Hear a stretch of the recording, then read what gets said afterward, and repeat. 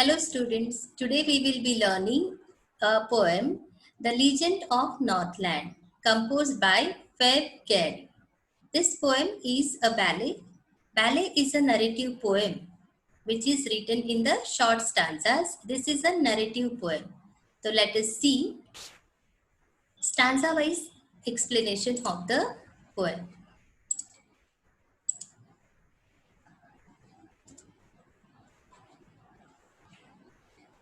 A Legend of the Northland. This poem narrates the legend of an old lady who angered Saint Peter because of her greed.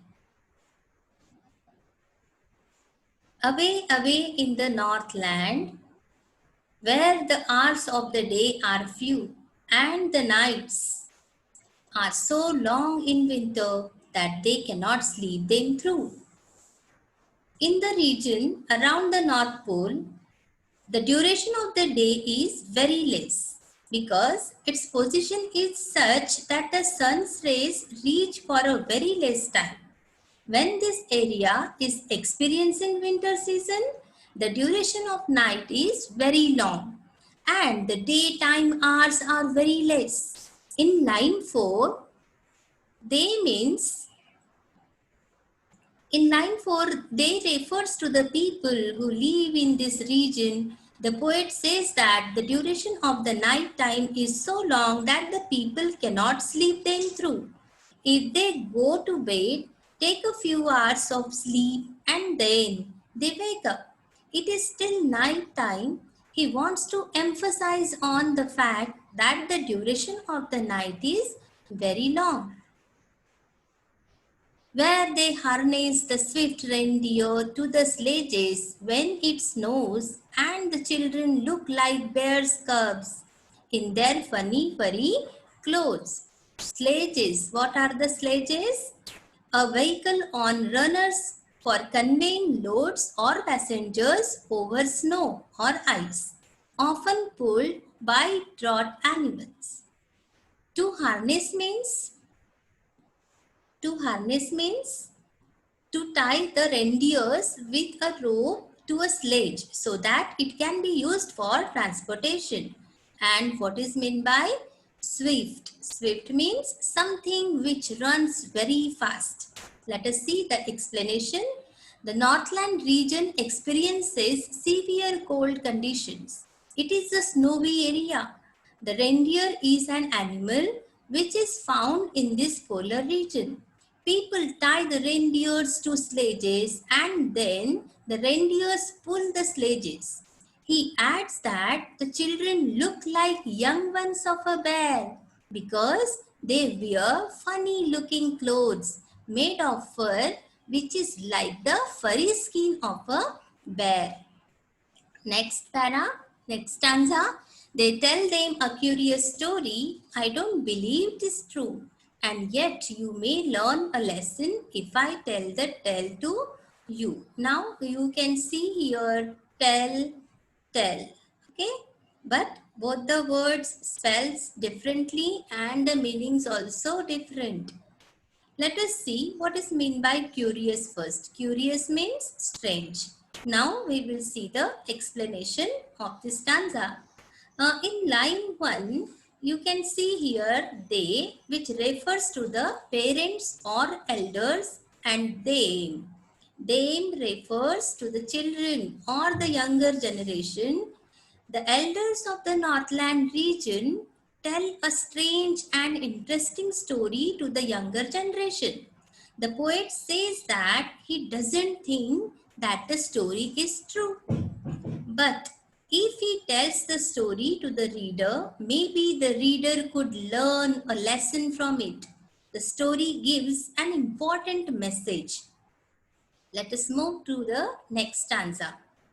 Once, when the good Saint Peter lived in the world below and walked about it preaching, just as he did, you know. Saint Peter, Saint Peter is an apostle or of Christ or a disciple or follower of Jesus Christ. And what is meant by preaching? Preaching means to give a religious talk. Let us see the explanation. The story is about Saint Peter, and you can see that from this story, this is a ballet, and I already told you this is a narrative poem, means a short story. And all stories begin with once upon a time. At the same time, when this story is going to begin from this stanza, you can see here once in the beginning of this stanza. The story is about Saint Peter when Saint Peter used to live in the world and went around giving religious lectures to the people just like all saints do. Then an incident happened. So what incident happened? We will see in the next stanza. He came to the door of a cottage in traveling round the earth, where a little woman was making cakes and baking them on the hearth. Now, what is meant by hearth? Hearth is a fireplace where you do cooking. When St. Peter was moving around the world giving religious lectures to the people, he reached the door of a cottage where a small woman was making cakes. She was baking the cakes in the fireplace. So, what happened? We will see in the next stanza. And being faint with fasting, for the day was almost done, he asked her from her store of cakes to give him a single one. What is meant by faint here? Faint means to be weak. To be weak. So as Saint Peter had not eaten anything the entire day, he was very hungry and was feeling weak. So he went to this woman who was baking cakes and he asked for one cake out of the many cakes that she had baked, which were kept in her store. So she made a very little cake, but as it baking lay, she looked at it and thought it seemed too large to give away. The woman was selfish. She was not ready to give a cake which were already baked and were stored in her store. The woman was selfish. She didn't give cake from her store. Instead, she started making a very small cake for Saint Peter. She didn't want to share her things, but when she put the cake for baking, she looked at it and thought that this cake was too big to be given to someone. See, the cake already was bigger, which was kept in the store. She did not give it and she baked another cake. But at the time when she was about to give it, she felt that it is too large. So she did not give it to Saint Peter. Next, therefore she needed another and still a smaller one. Therefore she needed another and still a smaller one, but it looked, when she turned it over, a large as the first had done. Needed, what is meant by needed? To make dough from flour.